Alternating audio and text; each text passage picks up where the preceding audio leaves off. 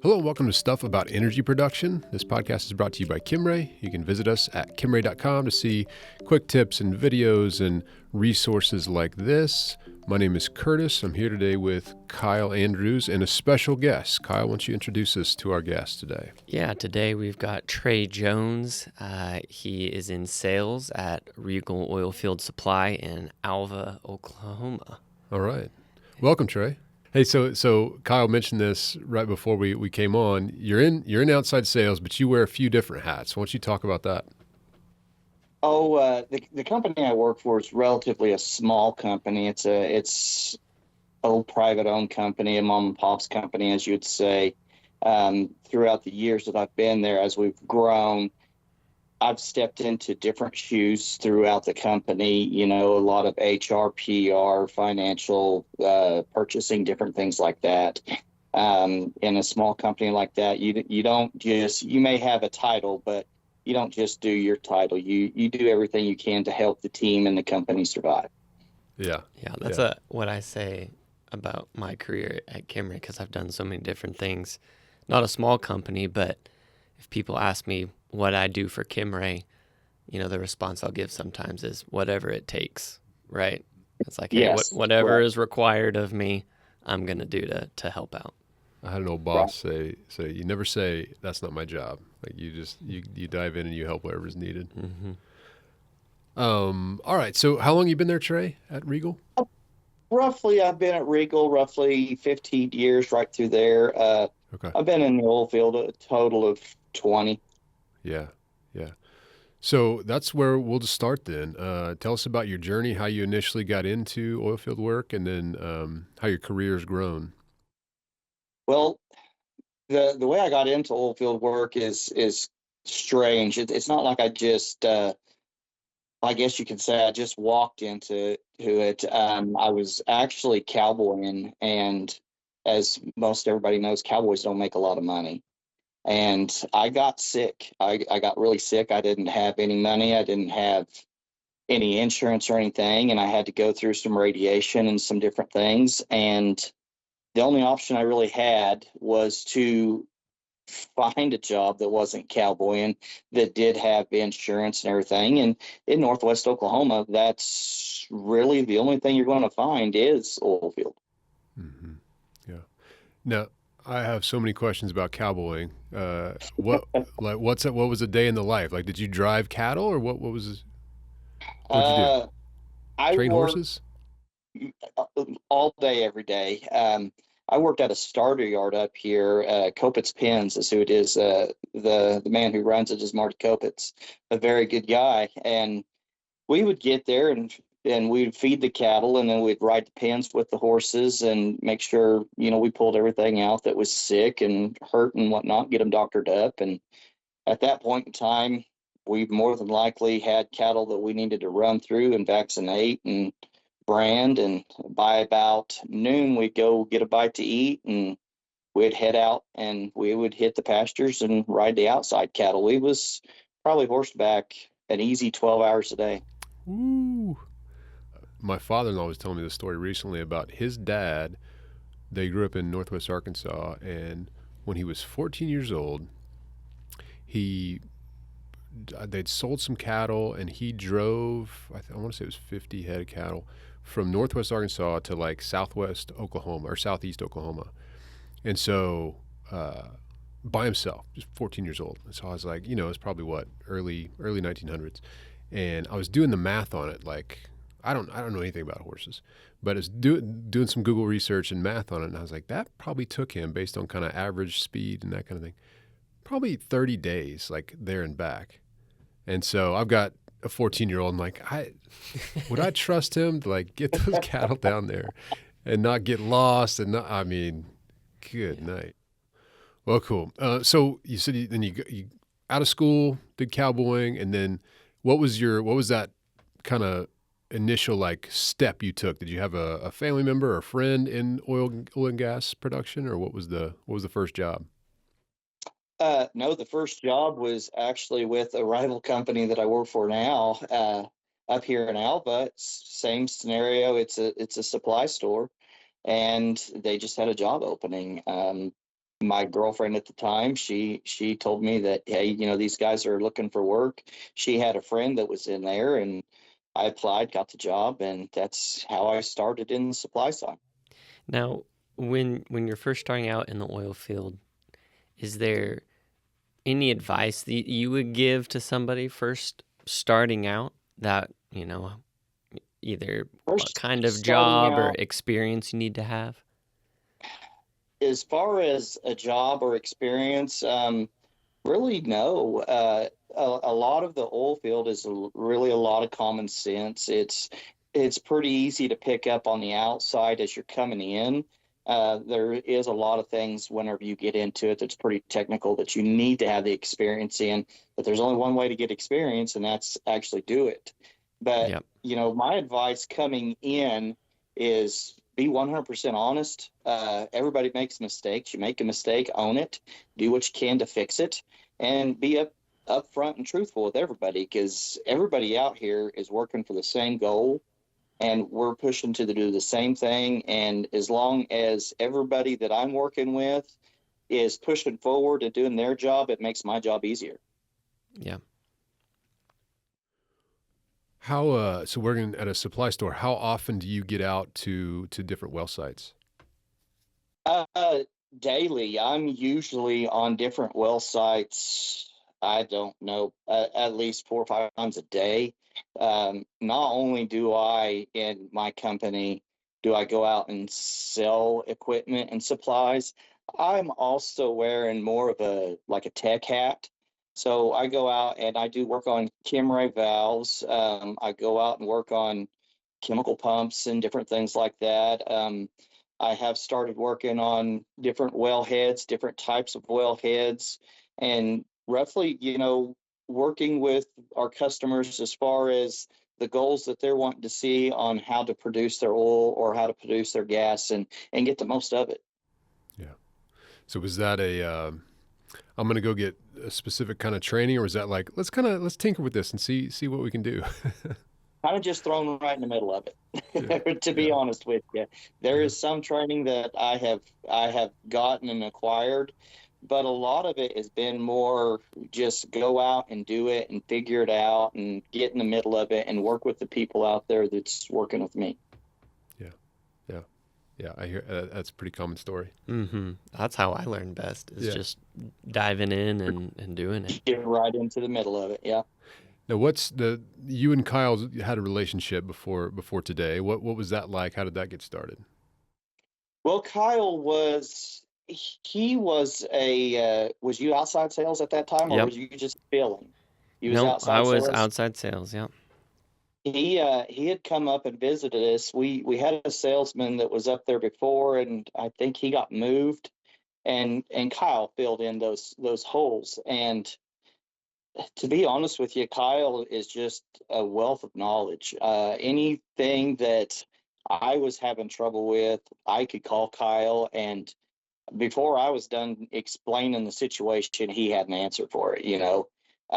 He's just one of those people who's out there. He's outgoing, and he looks to make everybody he's with happy. He just pushes and tries to move on. One thing that I remember most, and this is it's kind of hard to talk about because of the scenario, but when my daughter was born, she was born with a hole in her lung. And while we were in Oklahoma City, I mean, I was up all night with my daughter, and my wife was up all day. We kind of split. We didn't leave the hospital. And Kyle was actually generous enough and kind enough to come up and visit with us and brought us a meal. And it really meant a lot. It really did.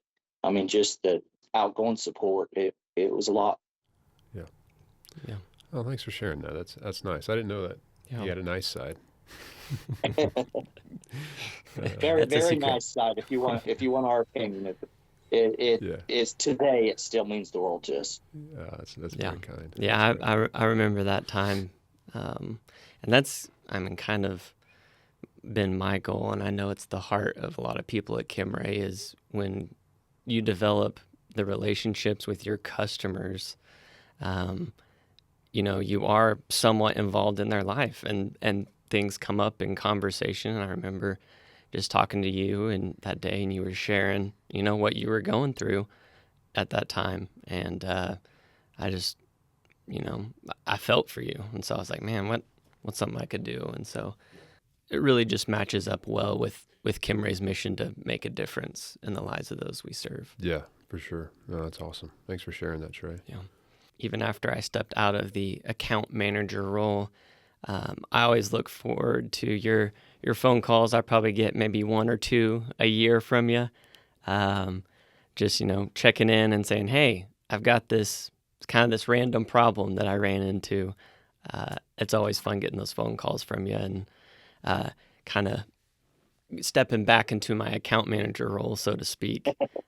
Well, I miss tell it. you, I've got you on speed dial, and you are my go-to at Kimray. You are. Now, do you ever see Kyle on YouTube?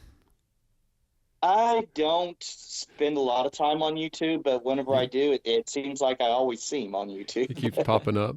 Yeah. Yeah, Yeah. yeah. There's a lot of people who I deal with out in the field, and I mean, you guys know this as much as I do. This day and age, there's a lot of people that's saving money and rebuilding these valves and doing the things like that and being more hands-on than back in 14.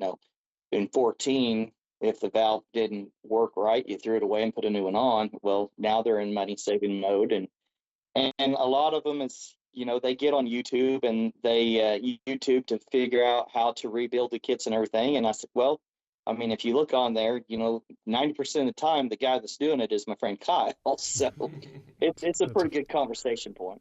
That's a fact. Yeah.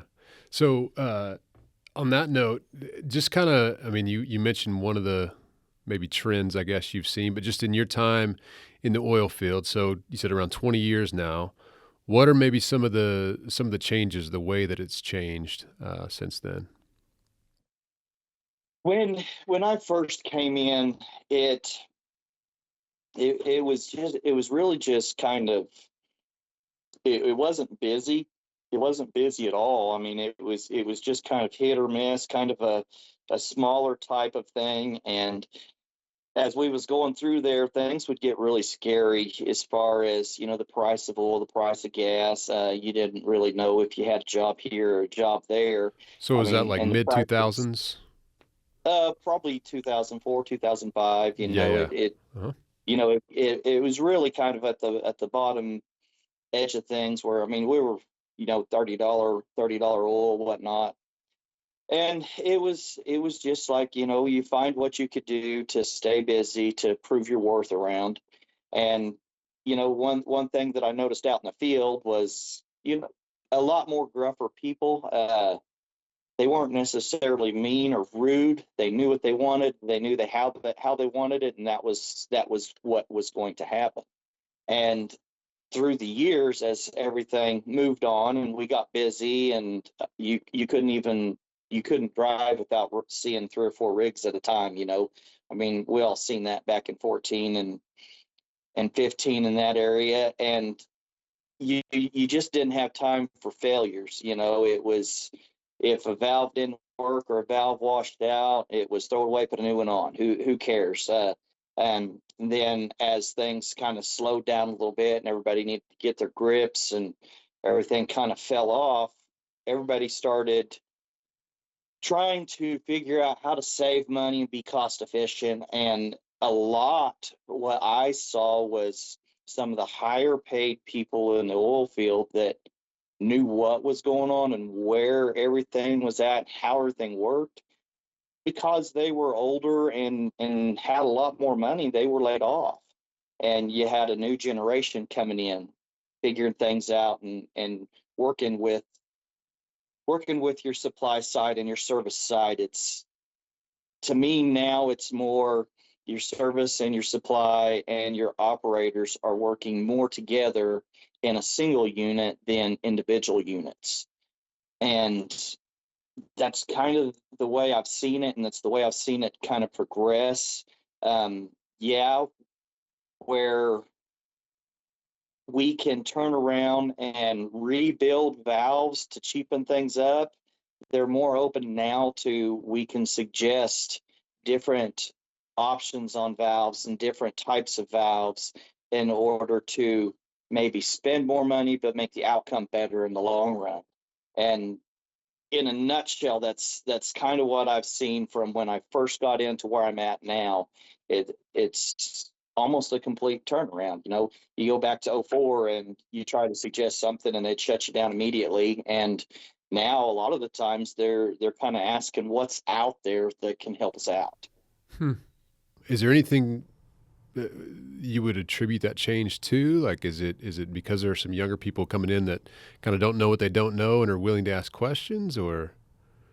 I think a lot of that what I contributed to, and I'm not saying I'm right or not, but kind of the way I've seen it is, when a lot of the older generation, was laid off or retired, um, a lot of the training was done just out of necessary because I mean, there was just people everywhere. There was rigs everywhere. I would pull onto a location and you couldn't drive on the location. There's so many people and so much equipment, So I mean, people were just training people, and it was, you just threw people out there just for a body. You just needed a body. And as some of the older generation, left, and a lot of the knowledge left with them, and as the younger people stepped up to fill those voids, they really had no choice but to ask around and try to find different people who knew different things. And I think that's where it really acquired from, because I know I still ask around on different things, and if I'm on location and I don't understand how something works, I always ask. I always try to break it down and go through it. And I think that just makes the barrier between everybody non-existent. If I can ask you a question, you can ask me a question, we can get through this and essentially end the day and be moving forward tomorrow. Yeah. Is that something you've seen too? I mean, Oh yeah. I mean, I just think it's a mindset change of, since a lot of the knowledge did leave the industry, and it's like, hey, I'm going to ask you questions. I want you to ask me questions, so that way we can both learn and both survive, right? It's kind of Right. like we're helping each other out. I feel like people, where they used to guard information and knowledge a lot, they thought like, man, if I share this, then it's going to devalue what I do or devalue me if I share this knowledge with people. But I think the mindset has changed now to where it's like, I'm going to share this information with everybody, because I know it's going to help. It's going to help me. It's going to help them. It's going to help our industry thrive Right. and be better. Right. I always have a feeling, with the people I work with, like just even the guys who are delivery drivers that go out and just deliver on a day-to-day basis, as far as I'm concerned, they're the face of our company. I mean, that's who my customers are going to see and who my customers are going to deal with face to face. And the more they know, the more knowledge they know, it helps me, it helps them, it takes a lot off of my shoulders, where they can move forward and progress. And I mean, it's a growing process all the way around. that's good stuff. Yeah, that's interesting. We had a lot of some very experienced gentlemen when I came on here, and that was kind of my I was fortunate to be able to sit at their feet a little bit, and kind of my task was like, hey, learn as much as you can from these guys. And because I do a lot of the writing at Kimray, it was like, hey, document this stuff so that we can learn from it whenever they decide to head off, because that's a lot of knowledge there. So very fortunate.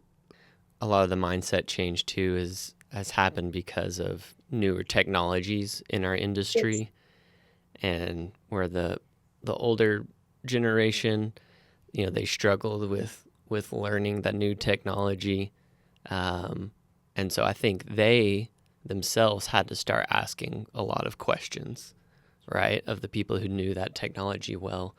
And so I think that helped them open up more, by having to ask questions about it. I think that helped them to want to share knowledge about what they had. So it's another factor, I think, in the mindset change. I know just in the years that I've been with Regal, how much the technology has changed. It's tremendous. I mean, one issue that we found that we addressed out in the field years ago was, in the Mississippi play up here, there's a lot of water, and there's a lot of equipment up here that had 4-inch valves put on them. And as the water dropped off, those 4-inch valves were just getting ate up, just nonstop, and I mean, anybody with a little bit of common sense can tell you, it's just the amount of friction that's going through the valve. So you get a smaller valve, you get a bigger opening, you got less friction. Well, one thing that I do remember that really came in was when Kimray made what I don't remember how you actually call it, but I actually call it a, a full port mechanical dump valve. Yeah, it's probably the And piston balance throttling valve. well, it's the valve where it's a 2-inch valve that will move the same water as a 3-inch valve. Okay, And yeah. we have turned around and put some of them out there. We don't put a whole lot of them out there, but they do their job. They do their job really well. And where we was having trouble getting valves ate up in a few days, we was able to put these 2-inch valves on there. And I mean, that we still haven't even rekitted them. I mean, it's amazing how the technology has changed and how it's progressed. Mm-hmm. Yeah, I heard a very similar story the other day from Butch in the Corpus area. Valves were getting eaten up. They put those. The one he was talking about was, I think it was an MRO. I think it was pneumatic, but same deal. They put those on there and hadn't had any issues since. Whereas they were placing them within a week or two, the larger valves, and it's just the depletion happens. You kind of Yeah. you gotta expect it and you gotta adapt. So. Yep. All right, what is Trey? What is Alva, Oklahoma, known for? What's big Wind. out there? It's Yeah. known for wind.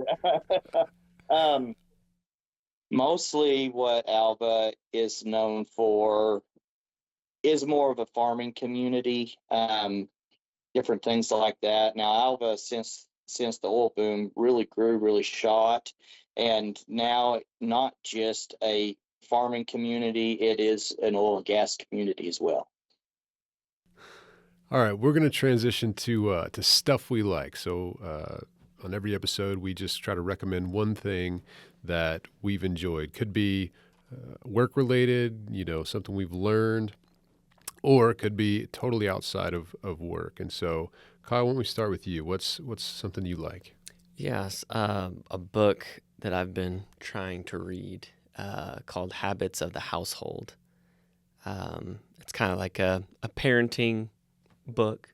It's just about setting up good habits, good routines. Both it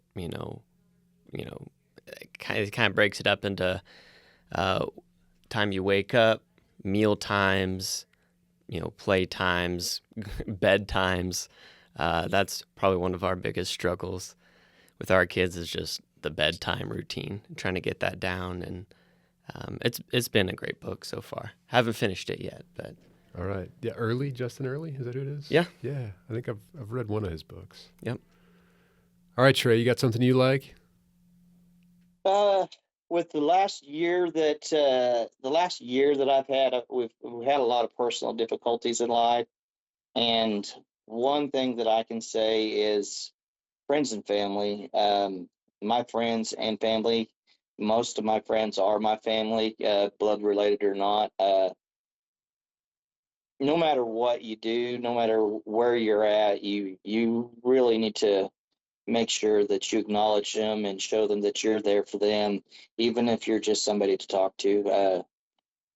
Last few months, I wouldn't have been able to get through a lot of stuff that I got through without them. So, friends and family. Yeah, that's good stuff, man. All right, I'm going to recommend,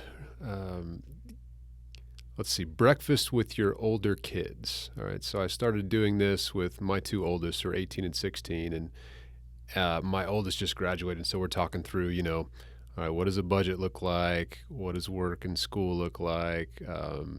What does your church commitment look like? Just different, things that we're squaring up to and having a formal conversation with. And something about like being outside of the house, away from siblings, and, buying them a meal. Like something about that changes their attitude with me a little bit and has helped us have some good conversations. So I'm going to say take your kids out for breakfast, one-on-one if possible.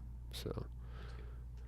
That's Well, good. Trey, man, That's really good. I've really enjoyed it. I can tell you got a big heart and just, fun person to talk to, generous person, caring person. And so I've enjoyed our time together, and I'm glad you guys have agreed to do this. If somebody's listening, they're like, hey, I'm out in the Alva, Western Oklahoma area, Northwestern Oklahoma. I want to talk to Trey or get him to come help me with something, or I want to buy something from him. What's the best way to track you down? Email address, website, go visit the store. Really, yeah, the visit the store would be the easiest. Anybody up here knows cell phone service and everything it just don't work out very good. The easiest way to do is go to the store. You can't miss it. We're on the south side of Alva by the airport, big blue building. Yeah, you can't miss us. Very nice. All right. Well, Trey Jones, Regal Supply, appreciate your time, and we will catch you next time on Stuff We Should Know About Energy Production.